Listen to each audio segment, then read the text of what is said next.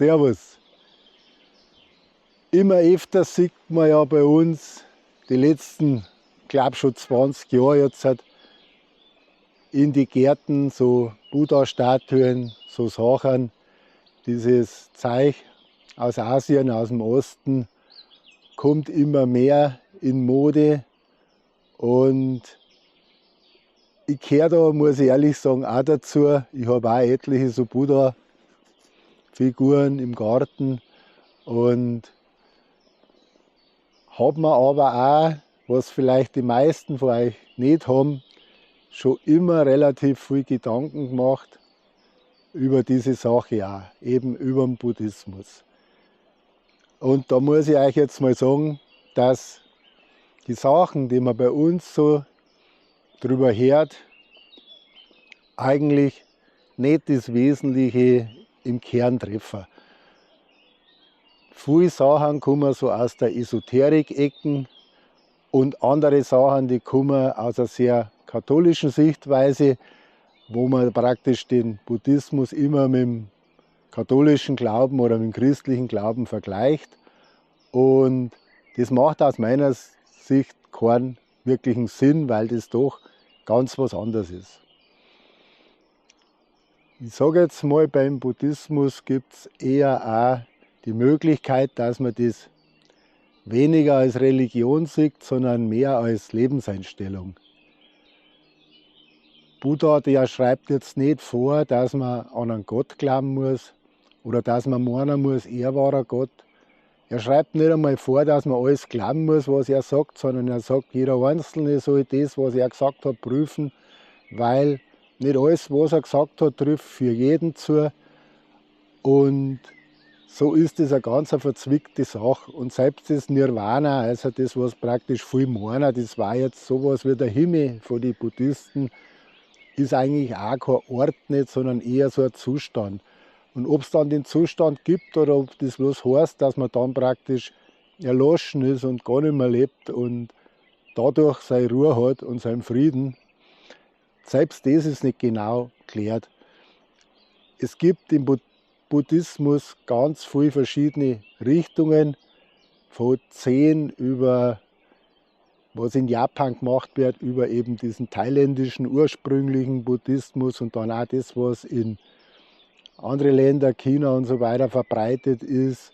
Das ist das große Fahrzeug, sagt man da, das ist wieder eine eigene Richtung. Also das ist sehr unterschiedlich, was die Leute da glauben, und es gibt eben auch diesen ins Westliche gebrachte Buddhismus, der viel Leute so in so Esoterik-Ecken drin hat. Aber es gibt auch Leute, wo das ganz anders sehen, wo das mehr eine Lebenseinstellung ist und ganz simpel, und zu denen Leuten gehöre ich. Bevor ich jetzt das Prinzip erkläre, was ich da so glaube und nicht glaube, muss ich auch nur mehr auf was eingehen, was ganz viel bei uns geredet wird, wenn man über Buddha redet, das ist die Wiedergeburt. Und die Wiedergeburt ist jetzt gar nicht entscheidend. Erstens mal ist es nicht so gedacht wie im Christentum, die Seele, dass die da mit dem ganzen Charakter irgendwie in den Himmel kommt, sondern wenn überhaupt was wiedergeboren wird, dann ist das bloß als Karma. Das ist im Prinzip bloß wie so eine Art Kraft, die vielleicht übrig bleibt, wenn man gestorben ist. Also mit der Persönlichkeit hat das nichts zu tun. Das ist jetzt nicht so, dass die Persönlichkeit da irgendwo weiterlebt.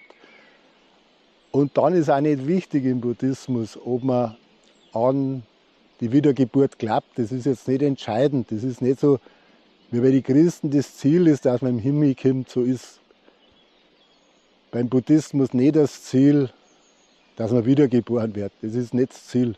Absolut nicht. Und was man auch noch sagen muss, den Gedanken mit der Wiedergeburt, den hat nicht der Buddha sich ausgedacht, sondern der hat da, wo der Buddha gelebt hat, vorher schon vorgeherrscht. Und das hat er halt nicht. Er hat es verändert, aber er hat es nicht komplett abgeschafft, sondern er hat den Gedanken die Leute lassen. Aber wie gesagt, das ist nichts typisch Buddhistisches, und das muss man als Buddhist auch nicht glauben. Also gut, jetzt kommen wir zu dem Ganzen, was muss noch so ein Buddhist glauben oder was macht es dann überhaupt aus, dass einer ein Buddhist ist. Ein Buddhist muss erkennen, dass das Leben leidvoll ist, dass wir alle, jeder von uns, ohne Ausnahme und jedes Lebewesen, alles alt wird, krank wird und auch irgendwann sterben wird. Und wenn man das so sieht, dass das am Schluss das Ergebnis ist für jeden von uns, dann sagt der Buddha, dann kommt er zu dem Schluss, das Leben ist immer mit Leid verbunden. Er sagt auch, die Sachen, die Freude machen, halten nicht für ewig. Das haben wir schon mal in einem anderen Video behandelt. Es ist halt so, die Sachen, die glücklich machen, machen dann auch wieder unglücklich, weil sie irgendwann vergängen, weil sie vergänglich sind, so wie alles vergänglich ist. Und von daher sind auch die glücklichen Sachen leidvoll und viel Leid im Leben gibt es sowieso. Er zeigt halt da explizit auf, Alter, Krankheit, Tod und so ist es.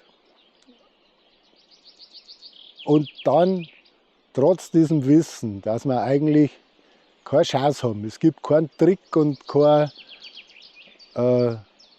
Hilfe dagegen, dass das so ist, dass wir alt werden, krank werden und sterben. Das trifft für alle gleichermaßen zu. Trotzdem kann man zufrieden sein, kann man sich damit abfinden, kann man aufhören, hinter irgendwelche sinnlosen Träume noch zum Hetzen, sinnlos irgendwie von einem Hype zum anderen, kann man in der heutigen Zeit so sagen. Das macht alles wenig Sinn, weil das alles irgendwie vergänglich ist und aufhört und letztendlich doch nicht zum Glück führt. Zum Glück führt eigentlich eher, und das ist der Hauptziel vom Buddhismus, ist eigentlich die Menschen glücklich zu machen.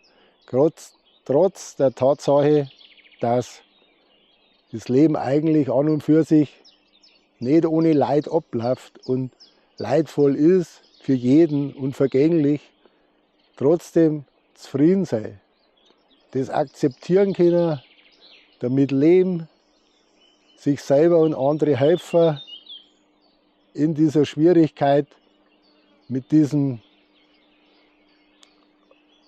Sache umzugehen, dass das Leben nicht perfekt ist, dass es vergänglich ist, dass es leidvoll ist, das alles zu akzeptieren, das Beste daraus machen, für sich und für andere, ruhig bleiben, trotzdem zufrieden sein. Das ist eigentlich die Kernbotschaft vom Buddhismus. Wer das glaubt, das ist ein Buddhist. Ob er jetzt an Gott glaubt, ob er an Wiedergeburt glaubt, ob er irgendwelche anderen übernatürlichen Sachen glaubt oder nicht glaubt, das ist ganz unwichtig. Wenn er glaubt, dass wir alle mit diesem Leid verbunden sind und dass wir alle versuchen müssen, das Beste aus dem Leben zu machen, um das Leid zu überwinden, um das zum Ertragen, um das zum Akzeptieren, dann ist einer ein Buddhist. Das führt praktisch dazu, dass man sagt, dass so ein Egoist, der immer mehr haben will, so ein typischer, sagen wir mal, Vollgas westlicher Mensch, der den Luxus liebt und so weiter, den mehr braucht, wie er meint, dass er mehr braucht, wie überhaupt notwendig ist und dem eigentlich sein ganzer Besitz bloß noch eine Belastung ist, was zu nichts führt, weil irgendwann muss er gehen und er muss alles hinter sich lassen und irgendwann wird er nicht mehr reich und jung und schön sein, irgendwann ist er auch alt und das Ganze hilft ihm nichts mehr und vielleicht ist er sogar krank und bestimmt muss er, so wie wir alle, sterben. Dass eben dieser Lifestyle zu nichts führt, dass das nichts bringt, dass das der falsche Weg ist, aus buddhistischer Sicht. Und dass gescheiter ist, wenn man auf dem Boden bleibt oder auf dem Teppich bleibt, je nachdem, wie man das da so sagen will jetzt, dass man solche Wünsche nicht hat, dass man frei davon ist, dass man seinen Frieden mit sich selber findet und mit der Welt. Das ist eigentlich viel, viel wichtiger und bringt den Menschen viel weiter.